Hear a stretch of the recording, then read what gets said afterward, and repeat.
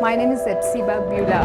Before I was a Hindu girl doing a lot of idol worship, and I was like completely a traditional girl, like accepting what father says, what the elder says, and I was used to respect all those things. And after coming to the Lord, and I stopped the tradition. I completely stopped the tradition, and I just entered into the love and compassion of the Lord. My parents arranged for the marriage, and it was like a 2 months gap from the arrangement to the marriage. And immediately after marriage, like he said, like I don't like you. I just want to leave, and he left. Even I was pleading him, I was begging him, and I was asking him to come back, but it never happened.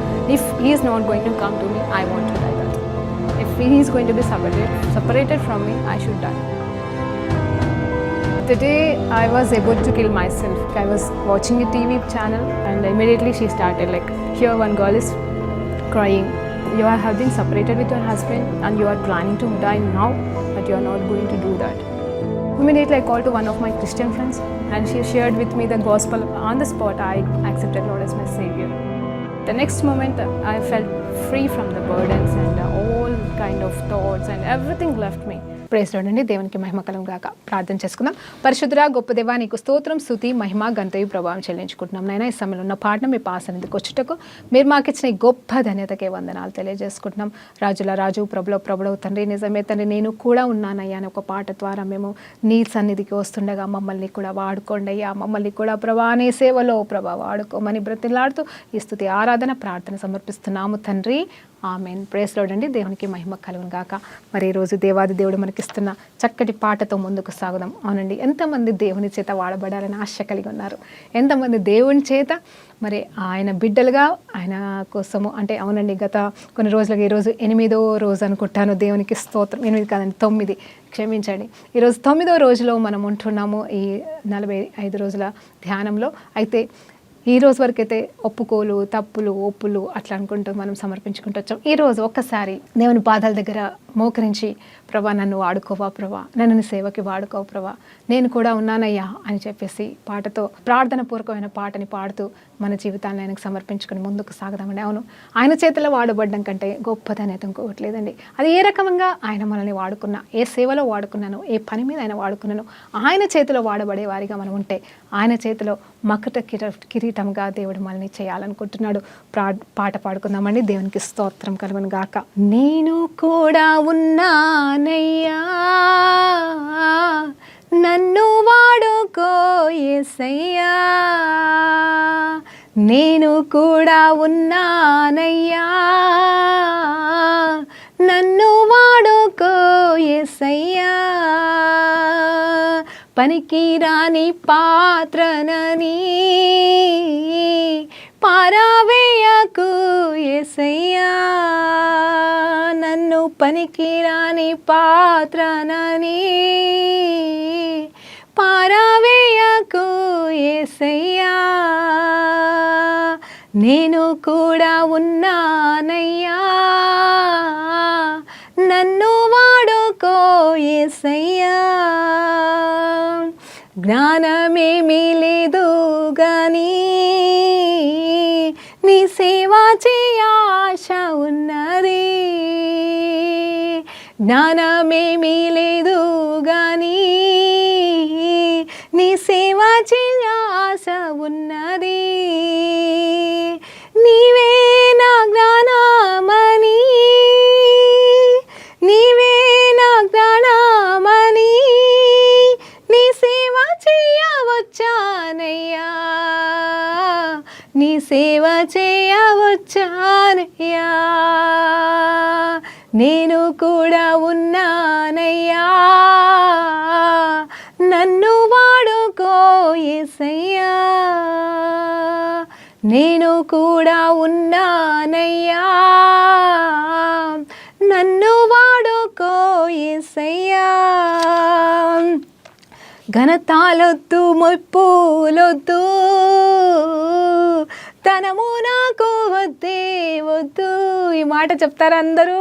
ఘనతాలొద్దు, మెప్పులొద్దు, ధనము నాకు వద్దే వద్దు. నీవే నాకు ఉంటే చాలు,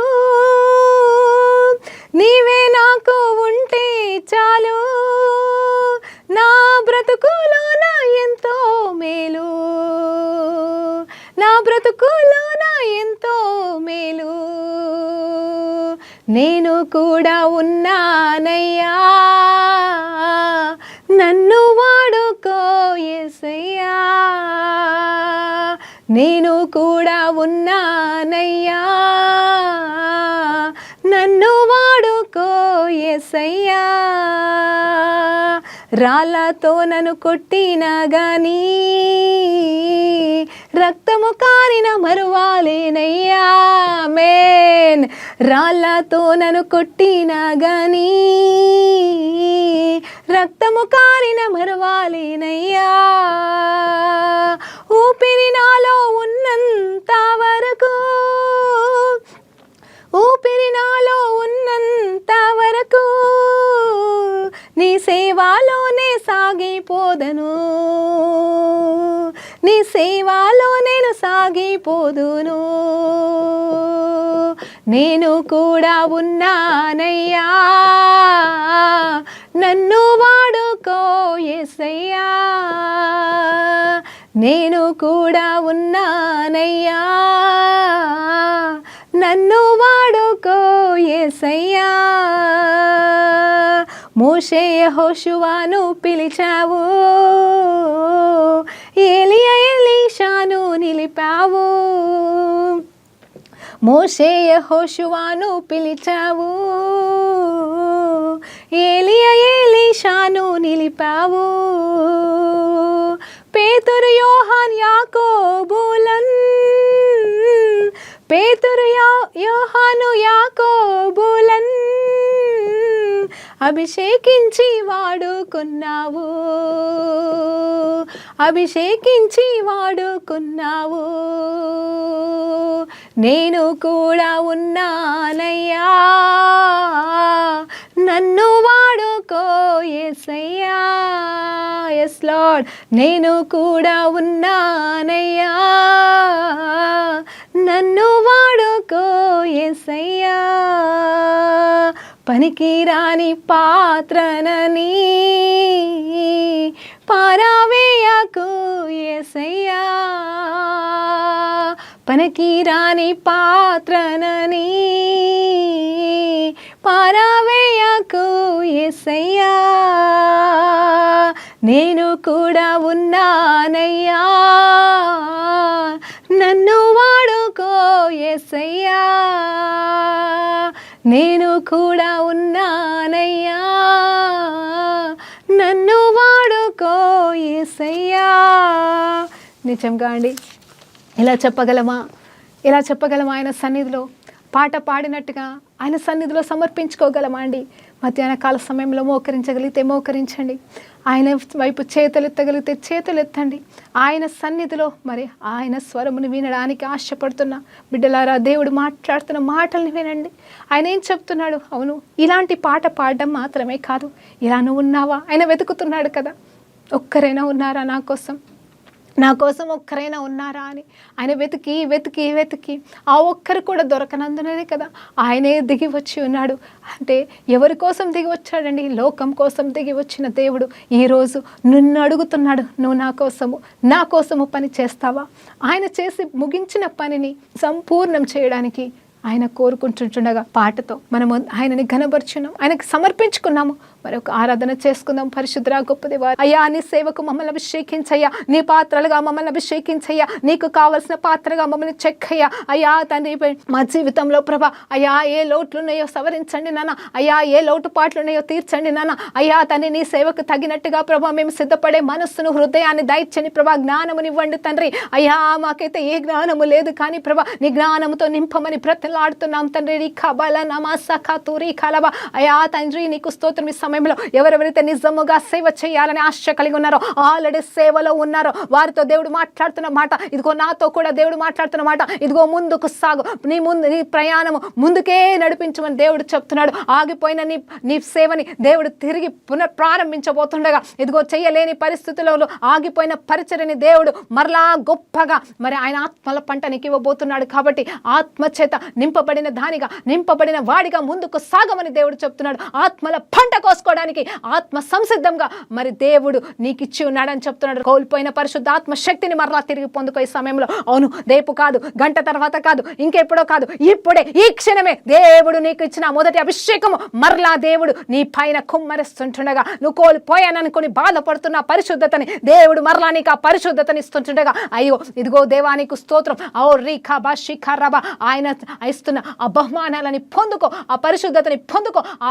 వరాలని తలాంతులు మరలా తిరిగి పొందుకో. దేవుని నామాల మహిమార్థం మాత్రమే కాదు, ఇదిగో ఇతరుల క్షేమాభివృద్ధి కొరకు నీకు ఇచ్చిన ప్రతి తలాంతును ఇక మీదట దేవుని మహిమార్థం వాడబడేలాగా సాగిలపడి పొందుకో, సాగిలపడి దేవుని సన్నిధిలో పొందుకోమని. ఓ రీఖాబా శిఖందరబా సికందు రీఖారబా శిఖందరబా ఓ రీబా సఖారబా సాగర్ అంట. Sagar, who is this Sagar? I don't know, but lord is telling, నువ్వు దేవుని చేత పట్టబడిన వాడిగా ఉన్నావు. దేవుడు నిన్ను ఏర్పాటు చేసుకున్నాడు కాబట్టి నువ్వు ఖచ్చితంగా దేవుని సేవ చేయాలి అని తపన కలిగి ఉన్నావు, కానీ ఆరంభించలేకపోతున్నావు. కానీ దేవుడు ఇదే సమయం, for this time only I has called you అంటున్నాడు. సాగర్, దేవుడు చెప్తున్న మాట ఏంటంటే, ఇదిగో ఈ సమయం కొరకే నిన్ను నేను పిలుచుకున్నాను. ఇప్పటి వరకు నువ్వేమి చేసినదంతా కూడా అదొక సిద్ధపాటుగా దేవుడు మాట్లాడుతున్నాడు. ఇక మీదట నిన్ను వాడుకోబోతున్నాను అంటున్నాడు. సో చెప్పులేసుకొని రెడీగా ఉండమని దేవుడు మాట్లాడుతున్నాడు. బీ రెడీ మై చైల్డ్ అని దేవుడు మాట్లాడుతున్నాడు. సిద్ధపడిన జనాంగముగా ఆయన నిన్ను చేయబోతున్నాడు. కాబట్టి నీ ద్వారా ఆయన ఎంతో మందిని రక్షించబోతున్నానని మాట్లాడుతుండగా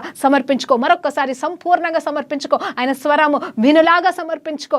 ఓ రీహల్లమా శరమ సిఖా తూరి హలబా. Thank you Jesus. గొప్ప దేవానికి స్తోత్రమయ్యా, మహోన్నతుల మహాగణుడానికి స్తోత్రమయ్యా. మా తండ్రి, మాకు చాలిన వాడా, నీకే స్తోత్రం, మహిమ, ఘనత, ప్రభావాలు చెల్లించుకుంటూ ఈ స్తుతి ప్రార్థన ఆరాధన సమర్పిస్తున్నాము తండ్రి. ఆమేన్. ప్రైజ్ లార్డ్ అని. దేవునికి మహిమ కలుగును గాక, దేవునికే సమస్త మహిమ, ఘనత, ప్రభావాలు కలుగును గాక. రీహల్లమా శరబ రిఖరబ సరబ. మరి ఆయన చెప్తున్న మాట, ఆయన పాటనిచ్చాడు కదండి, ఎంత చక్కటి పాట కదండి. నిజమే, నేను కూడా ఉన్నానయ్యా. ఈ పాట నేను ఊరికే పాడుకుంటానండి. ఎందుకు తెలుసా ప్రభా, నన్ను కూడా వాడుకో ప్రభా, ఇంకా వాడుకో ప్రభా, ఇంకా వాడుకో ప్రభా. అయ్యా, వాళ్ళని వీళ్ళని వాడుకుంటున్న దేవా, నన్ను కూడా వాడుకో ప్రభా, ఇంకా వాడుకో అని ప్రతిసారి ఈ పాట నేను పాడుకుంటా ఉంటానండి. నిజమే కదా, మనకేం లేదండి, జ్ఞానం లేదు. నేను మళ్ళీ చెప్తాను, ఎప్పుడు నాకైతే జ్ఞానం ఉందనో ఏదో చెప్పట్లే, వాక్యం వచ్చనే కాదండి. కేవలం ఆయన సేవ చేయాలని ఒక తపన, ఆయన కొరకు బ్రతకాలని ఒక తపన. ఏమి చేయాలో తెలియదు, ఎలా చేయాలో తెలియదు, కానీ దేవుడు అద్భుతమైన రీతిగా ఆయన తలుపులు తెరిస్తే ఎవరు మూయలేరు అన్నట్టుగా, ఆయన మూస్తే ఎవరు తెరవలేరు అన్నట్టుగా, ఇదిగో చూడండి, నా వల్ల కాని పని నేను దేవుడు నా ద్వారా 7 సంవత్సరాల నుండి చేయించుకుంటున్నాడండి ఈ టీవీ పరిచర్య. నాకంటూ సంఘం లేదు, చాలా మందికి తెలుసు. నాకంటూ మరి స్పెషల్గా ఒక ఆరాధన కూడికలు అనేవి నేను ఎప్పుడు జరిపించను, కానీ ఎవరైనా పిలిస్తే వెళ్ళి ఆరాధనలు చేసేస్తాను, వాక్యం చెప్పొస్తాను, బలపరుస్తాను. మరి ఫోన్ల ద్వారా కూడా, కాన్ఫరెన్స్ల ద్వారా కూడా మరి దేవుడు వాడుకుంటున్నాడేమో, కానీ నిజంగా ఒక సంఘం అనేది లేకపోయినా కూడా దేవుడు ఎంతోమంది ఆత్మీయ బిడ్డలనిచ్చి, ఎంతోమందికి ఆత్మీయ బిడ్డగా నన్ను చేసి మరి దేవాది దేవుడు నన్ను మరి బలపరిచినట్టుగా దేవుడు ఈరోజు మిమ్మల్ని కూడా బలపరచును కాకండి. నిజమే, పనికిరాని పాత్రనని ఆయన పారివేయలేదండి. నన్ను పారివేయని దేవుడు ఈరోజు నిన్ను కూడా పారివేయడని, మిమ్మల్ని బలపరచడానికి దేవుడు ఈరోజు నన్ను పంపించున్నాడు మీ ఇంట్లోకి అని నేను నమ్ముతున్నాను. దేవునికి మహిమ కలుగును గాక. నా స్వరం వింటున్న వారలారా, దేవుని స్వరం వింటున్నట్టుగా మరి నమ్మమ్మని బ్రతిలాడుతున్నాను. ఏమంటున్నాడు ఆయన చూడండి, చక్క ఈ పాటలో, నాకు జ్ఞానమే లేదు కదా ప్రభా, జ్ఞానమైతే లేదు, కానీ నీ పని చేయాలని ఆశ ఉంది, నీ సేవ చేయాలని ఆశ ఉందని నువ్వు ఎంతమందివి అలాంటి ప్రార్థన చేస్తున్నారో దేవుడు మిమ్మల్ని దర్శిస్తున్నాడు. ఎలా దర్శిస్తున్నాడు చూడండి. జ్ఞానం లేని వారు ఎవరు తెలుసా అండి? పేతురు, యోహాను గురించి మనం ఎంతమంది పాటలు రాసినట్టుగా. మరి నిజమే కదండి, వారికి ఏ జ్ఞానం ఉందండి? చేపలు పట్టే జ్ఞానం తప్ప ఏమీ లేదు. దేవుడు ఆ చేపలు పట్టే జ్ఞానాన్ని వాడుకున్నాడు, అదే భాషని వాడుకున్నాడు. హల్లెలూయా. నిజమే కదండి, మనం ఒక్కొక్కసారి పెద్దవాళ్ళ మధ్యలోకి వెళ్ళినప్పుడు మన భాష స్టైల్ మార్చేస్తూ ఉంటాం. అంటే వాళ్ళ దగ్గర నీట్గా మాట్లాడాలి, పర్ఫెక్ట్గా మాట్లాడాలని చెప్పేసి మన సొంత భాషని పక్కకు పెట్టేసి, అంటే మన భాషను తక్కువ చేయడం అని కాదు, కానీ మర్యాదపూర్వకమైన మాటలు మనము మరి మనకంటే గొప్ప వాళ్ళు మన ఎదుట ఉంటే మనం కావాలని మర్యాదపూర్వకంగా మనం మాట్లాడుతూ ఉంటాం. కానీ ఇక్కడ చూస్తే ఈ అల్పులు, అయోగ్యులు అని లోకం చూస్తున్న ఈ చదువురాని పామర్లని మరి దేవుడు ఎన్నుకున్నప్పుడు దేవుడు వారితో మాట్లాడుతున్న విధానం ఏంటి తెలుసా? ఆత్మల పంటిస్తాను, ఆత్మానుసారంగా నడవండి, ఆత్మల పంట అని దేవుడు మాట్లాడవచ్చు కదా. మరి జనములను నీకు స్వాస్థ్యంగా ఇస్తానని మరి పాత నిబంధనలో యెషయా ప్రవక్త ద్వారా మాట్లాడిన మాటల్లాగా మాట్లాడొచ్చు కదా. కానీ వాళ్ళతో ఏం మాట్లాడుతున్నారో తెలుసా? చేపలు పట్టి వారితో మరి మీరు వల వేయండి అని చెప్పేసి వారి విషయంలోనే మాట్లాడుతూ, ఇప్పుడు ఏ వల వేయాలంటే సువార్త అనే వల వేయండి, సువార్త అనే వలని ప్రకటించండి. మరి మీరు అప్పుడు చేపల్ని పట్టినట్టుగా మనుషులని పడతారు. ఇక ఇప్పటిదాకా మనుషులకి చేపలకి జాలలుగా ఉన్నారు, కానీ ఇప్పుడు మనుషులని పట్టే జారలుగా మేము చేస్తానని చెప్పేసి దేవుడు ఆ చేపలు పట్టే వారితో మాట్లాడలేదండి. ఒకరు కాదు, ఇద్దరు కాదు, 4 ఉన్నారటండి చేపలు పట్టేవారు. ఆశ్చర్యం వేస్తూ ఉంటుంది నాకు. అంటే ఇక్కడ పేతురు, ఆండ్రూ, అలాగే యోహాను, తర్వాత మరి జేమ్స్, వీళ్ళు 4 ప్రాముఖ్యంగా చేపలు పట్టేవారంట. దేవునికి స్తోత్రం కలుగును గాక. నేనేం చెప్పాను మొదటిగా, మన భాషను మార్చుకుంటాం గొప్ప వాళ్ళకి కనిపిస్తే, కానీ దేవుడు తన భాషనే మార్చుకొని మా వారికి అర్థమయ్యే రీతిగా మాట్లాడాడు. ఈరోజు నీకు నాకు అర్థమయ్యే రీతిగా మాట్లాడుతున్నాడండి. ఎందుకు తెలుసా? ఇదిగో నీ భాషను బట్టి కాదు, నీ జ్ఞానాన్ని బట్టి కాదు, ఆయన ఆశ కలిగి ఉన్నాడు. ఏంటంటే ఇదిగో నా కోసము ప్రయాసపడేవారు ఎవరైనా ఉన్నారా, నా కోసం ఏమైనా చేయడానికి ఆశ కలిగిన బిడ్డలు ఉన్నారని. అవునండి, పాత నిబంధనలో చూసినప్పుడు ఆయన వెతుకుతా ఉన్నాడంట. యేసుప్రభు రాకముందండి, యేసుప్రభు భూలోకానికి రాకముందుగా ఆయన వెతుకుతా ఉన్నాడు. ఎవరన్నా ఉన్నారా? అప్పుడు ఎవరిని పంపించాడండి దేవుడు? ఎవరు లేరు కాబట్టి ఎవరిని పంపించలేకపోయాడు. కొంతమంది ప్రవక్తల్ని వాళ్ళ జ్ఞానులో అజ్ఞానులో, లేకపోతే అంటే లేవీల నుండి వచ్చిన వాళ్ళే కావచ్చు, లేకపోతే మామూలు సాదాసీదా మనుషులే కావచ్చు, ప్రవక్తల వంశాల నుండి వచ్చిన వాళ్ళే కావచ్చు, వాళ్ళని ప్రత్యేకంగా కొంచెం ఎన్నుకొని వాళ్ళని ఆయన పిలుచుకొని ఎన్నుకొని పంపించాడే. కానీ నిజంగా చెప్తుంటే ఎతుకుతుంటే దొరికిన వాళ్ళు ఎవరు లేరండి. హల్లెలూయా. అవును, యెషయా ప్రవక్త అయితే నిజమే, నేను కూడా ఉన్నాను ప్రభా అని అన్నాడేమో, కానీ దానికంటే ముందు యేషయ్యని దేవుడు పిలిచి ఉన్నాడండి. ఆల్రెడీ పిలిచి ఉన్నాడు, దర్శిస్తున్నాడు. అప్పుడు ప్రభా అక్కడ ఎవరు వెళ్తారు అని అక్కడ వాళ్ళు అనుకుంటుంటే నేను పోతాను అంటున్నాడు. నిజం చెప్పాలంటే తనకు తనగా నేనున్నాను అని చెప్పలేదండి. ఇర్మియా తనకు తనగా నేనున్నానని చెప్పలేదు. మోసెస్ తనకు తనగా నేనున్నానని చెప్పట్లేదు. అలాగే ఎవరు కూడా పాత నిబంధనలో నేనున్నానని మొదటిగా వెళ్ళలేదు. కానీ దేవుడు ఏర్పాటు చేసుకున్నాడు, దేవుడు పిలుచుకున్నాడు. అప్పుడు వాళ్ళు లోబడి కొంతమంది వెళ్ళారు, కొంతమంది ఎన్నిదిరిగారు, కొంతమంది భయపడ్డారు. బట్ ఎవరినైనా సరే పిలుచుకున్న వారిని దేవుడు ఘనపరిచాడు, సంపూర్ణంగా వాడుకున్నాడు. ఆయనను వెతుకుతున్నాడు. ఎవరైనా ఉన్నారా నా బిడ్డల్ని కాపాడడానికి అని ఎతుకుతున్నాడు. ఒక్కరు కూడా కాన రావట్లేదు అంటున్నాడు. హల్లెలూయా. దేవునికి మహిమ కలుగును గాక. వెతికి అలసిపోయాడేమో, అందుకే ఇంకెవరో కాదు నేనే వస్తాను అని చెప్పేసి శరీరధారి యేసు నామంలో, యేసు అనే పేరు పెట్టబడిన నామంలో తండ్రి దేవుడే దిగి రాలేదా అండి ఈ లోకానికి? హల్లెలూయా. దేవునికి మహిమ కలుగును గాక. ఇప్పుడు కొత్త నిబంధన ప్రకారంగా చూస్తే, అంటే ఇప్పుడు ఈ కాలంలో యేసు ప్రభు వచ్చి వెళ్ళిన తర్వాత ఇప్పుడు ఏమంటున్నాడు తెలుసా? Yes, is choosing the people. ఆయన ఎన్నుకుంటున్నాడు, కొంతమందిని పిలుస్తున్నాడు, ప్రత్యేకపరుచుకున్నాడు. నేను కాదనట్లేదు, కానీ ఆయన ఇంకొక కోణంలో చూస్తున్నాడు. ఇంకొకటి, ఎవరైనా ఉన్నారా అని ఎత్తుకుతున్నాడు అండి. చూస్తున్నాడు. నువ్వు అనగలవా నేనున్నానని చెప్పగలవా? అవునండి, నేను మొన్న రీసెంట్ కూడా మీతో చెప్పి ఉన్నాను, నా పట్ల ఏ ప్రణాళిక ఉంది ప్రభా, నేను నీ చేత వాడబడాలి, నన్ను కూడా వాడుకోవో ప్రభా, నా పట్ల ఏం దర్శనం లేదా, నా పట్ల ఏ కళ లేదా నీకు, నన్ను వాడుకోలేవా నువ్వు? ఓహో, నేను హిందూ నుండి వచ్చాను కదా, కేవలం రక్షించబడితే చాలా, ఇదే గొప్ప దీవెనేమో. అవునే, ఆ క్రైస్తవులో పుట్టిన వారైతే వాళ్ళు గొప్ప వాళ్ళు కాబట్టి, వాళ్ళు పరిశుద్ధులు కావచ్చు, వాళ్ళు పుట్టినప్పటి నుండి క్రైస్తవులు కాబట్టి వాళ్ళకి ఆ యోగ్యత ఉంది కాబట్టి వాళ్ళ పట్ల దర్శనాలు, కళలు, ప్రవచనాలు ఇస్తున్నావా ప్రభా? నేను అల్పురాలని అంటే నేనేమీ గర్వంగా మాట్లాడలేదండి, దేవుని కోపంగా చేయట్లేదు. కానీ నాకు ఇవ్వబడిన ఆ కొద్ది రక్షణను బట్టి ప్రభా, నాకు ఇచ్చిన ఈ రక్షణే గొప్పదేమో, అంతే కదా ప్రభా. అంటే నాకు తెలియదు కదా, ఆ సమయంలో నాకు తెలియదండి, కానీ ఆ రక్షణను బట్టి నీకు స్తోత్రం అనేదాన్ని. కానీ తెలియని బాధ ప్రభా, నన్ను కూడా వాడుకోవచ్చు కదా ప్రభా. ఓహో, నీ రూల్స్ ప్రకారంగా ఒప్పుకోవేమో అనుకొని తగ్గించుకున్నప్పుడు దేవుడు కన్ను చూడలేదు, ఏ హృదయానికి గోచరపడలేదు, ఏ చెవులు వినలేదు, అలాంటి ప్రణాళిక నీ పట్ల కలిగి ఉన్నానని దేవుడు మాట్లాడడం అని జరిగింది. రీసెంట్గా నేను మీకు మళ్ళీ జ్ఞాపకం చేస్తున్నాను. మరి ఈ సమయంలో దేవుడు మళ్ళీ ఎందుకో మరి గుర్తు చేయమని చెప్తున్నాడు. నిజంగా అవునండి, నేను ఏ రోజు అనుకోలేదు టీవీ పరిచర్య ద్వారా నేను సేవ చేస్తానని. నేను ఏ రోజు అనుకోలేదు ఇంత గొప్ప పరిచర్య నా ద్వారా జరుగుతుంది అని చెప్పేసి. నిజమే, ఆయన గొప్ప దేవుడు అండి, ఆయన పిలిచిన దేవుడు, నమ్మదగిన దేవుడు. ఇంకా నేనున్నాను అంటే ఇంకా ఆయన తోసివేసే దేవుడే కాదండి. కాదన్న వాళ్ళని సైతం, రాను అన్న వాళ్ళని సైతం లాక్కోగలిగితే, ఆయన ఏర్పాటు చేసుకోగలిగితే, మొండి వారిని సైతం ఆయన మార్చుకుని ఆయన సేవలో నిలబెట్టుకుంటే, నువ్వు ఆశ కలిగి ఉంటే నిన్నెందుకు వాడుకోలేను అని అంటున్నాడమ్మా దేవాది దేవుడు. అవును, ఆయన చెప్తున్న మాట ఒకటే, నేను వాడుకుంటాను. నువ్వు ఉన్న చోట నేనే వాడుకుంటాను, నువ్వు నిల్చున్న చోట నేనే వాడుకుంటాను, నువ్వు కుంటివాడివైనా నేను వాడుకుంటాను, నువ్వు గుడ్డివాడివైనా నేను వాడుకుంటాను. ఆయన ప్రణాళిక చొప్పున నువ్వు నిలబడు, ఆయన వాడుకుంటాడు. ఆయన ఎలా వాడుకుంటాడో మనకి తెలియదండి, కానీ ఆయనకి తెలుసు. ఆయనకి దగ్గర ఆలోచనలు ఉన్నాయి, ఆయన దగ్గర ప్రణాళికలు ఉన్నాయి, ఆయన దగ్గర ఎన్నో తలంపులు ఉన్నాయి. ఆయన తలంపులకి మనము ఆలోచన చేయలేమండి. ఆయనకు మనం సలహాలు ఇవ్వలేమో, ప్రభా నేను చేయలేను కదా ప్రభా, ఇలా చేయి అలా చేయి ప్రభా, సరే ఇది కాదు కదా ప్రభా నా వల్ల, కాబట్టి ఇలా చేయి ప్రభా, ఇలా అయితే ఓకే ప్రభా అని మనం సలహాలు ఇస్తామండి, వెర్రి వాళ్ళము. కానీ దేవుడు ఆల్రెడీ మనం ఏం చేయగలమో మనం ఏం చెయ్యలేమో ఆయనకి తెలుసు అండి. ఆయన మనలో పెట్టి ఉన్నాడు కాబట్టి వాటిని బయటకు తీసుకురావడానికి ఆయన ఆశపడుతున్నాడు. నువ్వు నేను చెప్పగలిగిందల్లా ఒక్కటే, నేను కూడా ఉన్నానయ్యా, నేను కూడా ఉన్నానయ్యా, నన్ను వాడుకో, ఎంత కాలంలో నన్ను వాడుకో ప్రభా. నిజమే, మనం ఎందుకు శుద్ధీకరించబడుతున్నాం, మనం ఎందుకు శిల్వ ధ్యానాలు చేస్తున్నాం, మనం ఎందుకు ఆయనకి దగ్గరగా వస్తున్నాం, కేవలం పరలోకానికి వెళ్తే సరిపోతుంది కాదండి. నిజమే, ఆ పాత నిబంధనలు ఆయన ఎన్నుకున్నది, ఆయన కొంతమందిని ఎన్నుకున్నది ఆ టైంలో కొన్ని కార్యాలు చేయడానికి. కానీ ఇప్పుడు ఈ కొత్త నిబంధనలో మనల్ని దేవుడు ఎన్నుకున్నది, పిలుస్తుంది, ఏర్పాటు చేసుకుంది. ఎందుకంటే ఇదిగో అగ్నిలోకి వెళ్ళి లాగినట్టుగా లోకంలో ఉన్న అమాయక జనాల్ని, కుడికి ఎడమకి మరి తేడా తెలియని అమాయక జనులండి వీళ్ళంతా. అవును, వాళ్ళు చంపుతున్నారా, వాళ్ళు కొడుతున్నారా, వాళ్ళ సంఘాలని మరి చర్చలని ధ్వంసం చేస్తున్నారేమో, నిజమే, వారి కఠినత్వాన్ని బట్టి నిజమే బాధనేనండి, వారి ఉగ్రతను బట్టి నిజమే బాధే అండి. కానీ నిజం చెప్పాలంటే వారు సత్యము తెలియని అమాయకులని మాత్రం మనం మర్చిపోకూడదు. వాళ్ళకి సత్యమే తెలియదు, వారు అమాయకులండి. కాబట్టి వాళ్ళకి ఏమీ తెలియదు. అలాంటి అమాయకులని దేవుడు ఏం చేయగలడని నరకానికి అప్పచెప్తాడు అనుకుంటున్నారా? కాదు కాదు, వారిని నరకంలోకి లాగడానికి మన ప్రార్థనలు అవసరమని అడుగుతున్నాడు.